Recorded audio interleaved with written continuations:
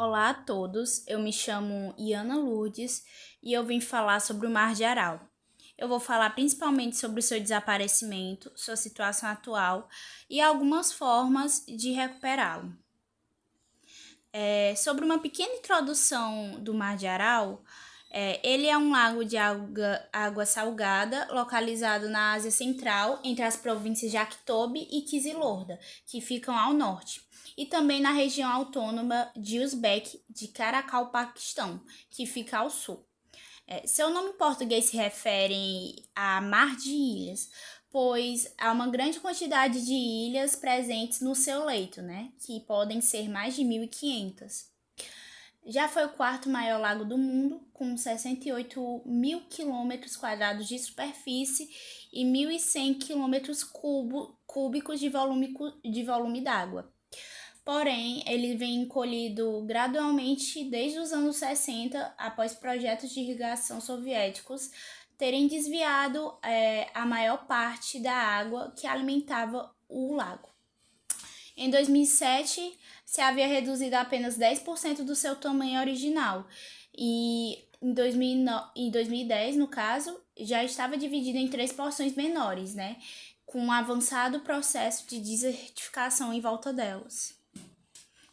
Alguns fatos que contribuíram para esse desastre começou com a sua exploração. Sua exploração realmente começou em 1847, né? Quando foi criada, perto dos leitos do rio, uma cidade chamada Aralsk. Ela foi criada pelo governo imperial russo, perto da foz do rio Sirdarya, um dos afluentes do Mar de Aral. Logo, a Marinha Imperial Russa começou algumas construções de implantações de navios de grandes proporções em alguns corpos de águas do lago. Porém, esses navios foram retirados de forma apressada, pois o governo percebeu que poderia se aproveitar de alguns recursos do Mar de Aral e começou a estabelecer um grande comércio de pesca em volta do lago. Com o fim da Primeira Guerra Mundial, houve uma necessidade de aumentar a maior produção de comida, já que a União Soviética tinha participado da guerra e precisava também alimentar o país depois dele estar literalmente devastado. Por isso, as produções agrícolas que foram mais investidas foram a de arroz, de alguns cereais e melões. Tem também frutas ricas em água, né, como melancia e maçã. Também havia alguns planos para começar a produção de algodão no deserto próximo ao lago, né? Porém, realmente só foi no começo dos anos 40, com o governo soviético, que houve uma transposição dessa massa de água, né, dos afluentes, o rio Sirdarya e o rio Amudarya, que são os principais afluentes do Mar de Aral. Essas afluentes foram desviadas para a irrigação de plantações, principalmente a do algodão. Devido à ineficiência desses canais de irrigação, né, já que muita água era desperdiçada, já que esses canais foram construídos de forma muito rápida, 75% da água captada era perdida por vazamentos e processos de evaporação. Durante a década de 60, a maior parte do abastecimento da água do lago já tinha sido desviada do Mar de Aral, que começou a perder o seu tamanho, né? Em 1961, até os anos 70, o Mar de Aral baixou 20 centímetros por ano, e essa taxa tem um crescimento visto, né, de até 350% até o ano de 1990. Só que durante 87, né, houve uma redução contínua que levou ao aparecimento de bancos de areia, né, que consequentemente dividiram o Mar de Aral em duas partes. O Mar de Aral norte, né, o Aral do Norte, que é o Pequeno Aral, e o Aral do Sul, que é o Grande Aral. Algumas águas do rio foram retiradas para irrigação e cultivo do algodão, só que essa quantidade de água duplicou durante alguns anos, né? Principalmente de 1960 até os anos 2000. Hoje é como essas duas imagens mostram o Mar de Aral antes e o Mar de Aral depois.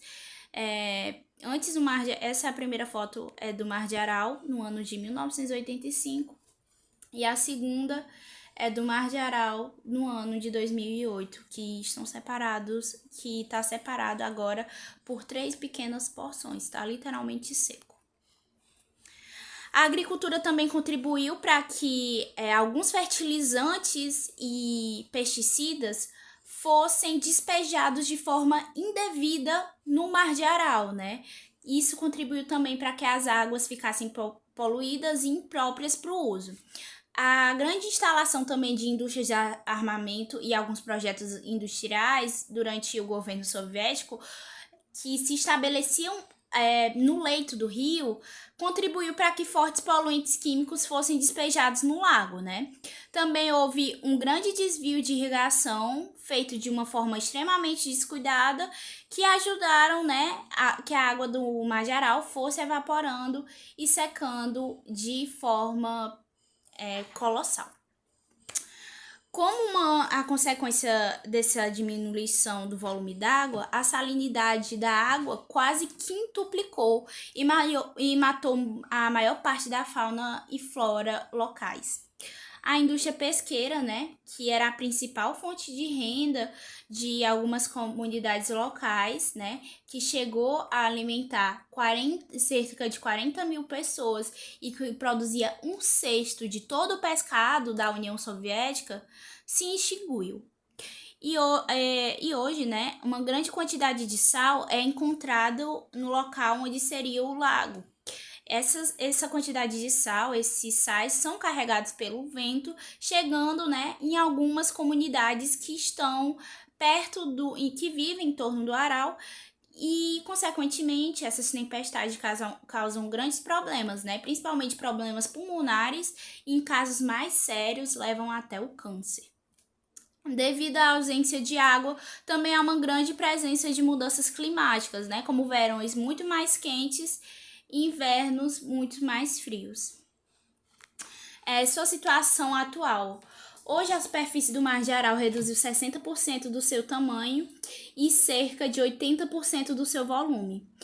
Em 1960, o Mar de Aral era o quarto maior lago do mundo, com uma área aproximada, né, de 68 mil quilômetros quadrados, né?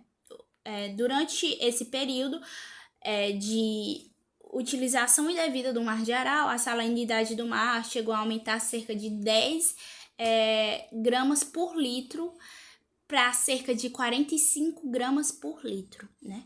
A gente vê que ao longo dos anos há uma diminuição, né, dessa água do mar, desde os anos 60, chegando até os anos 2000, onde o Mar de Aral, né, só é dividido em 3 pequenas porções. Esses são os resquícios que hoje a gente vê de grandes embarcações da indústria pesqueira.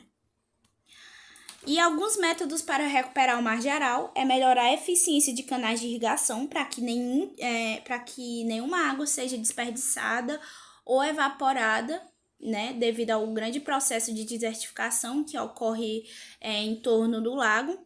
Instalar estações de dessalinização de água, já que tem uma grande quantidade de sal e geralmente essa água muito salgada não pode ser usada para consumo e também causa problemas de saúde das comunidades.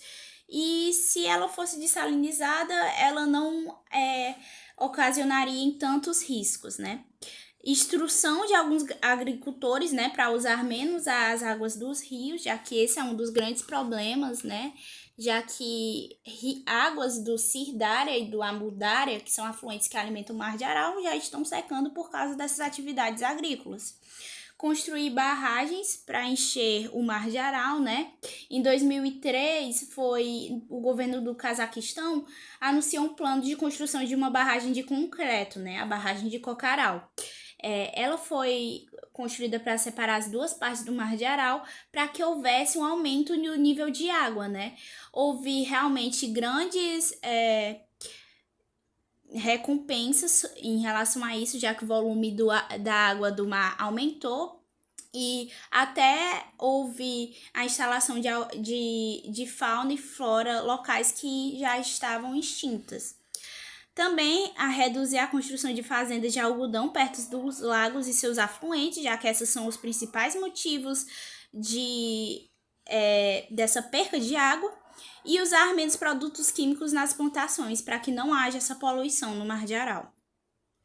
Essas são algumas referências bibliográficas. E é isso. Muito obrigada.